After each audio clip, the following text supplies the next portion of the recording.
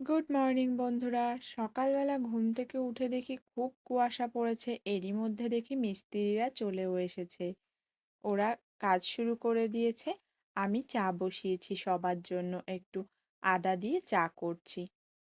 তোমরা সকালবেলা উঠেই কে কে চা খেতে ভালোবাসো জানিও তো। আমি যদিও চা খাই না, মায়ের জন্য প্রত্যেক দিনই বাড়িতে দুবার চা হয়, তবে এখন থেকে বেশি চা হবে, কারণ মিস্ত্রিদের তো চা দিতেই হবে।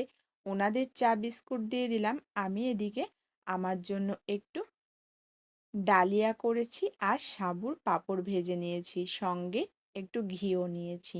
তারপর গিয়েছিলাম লাউ আনতে। এরই মধ্যে একটা দুর্ঘটনা ঘটে গেছে জানো তো। আমার মায়ের গুরুমাকে দেখতে গিয়েছিলাম, তোমাদের বলেছিলাম উনি অসুস্থ, তো উনি মারা গেছেন। সেই জন্যই অনুষ্ঠান হবে ছোটোখাটো, তাই লাউ আনতে গিয়েছিলাম।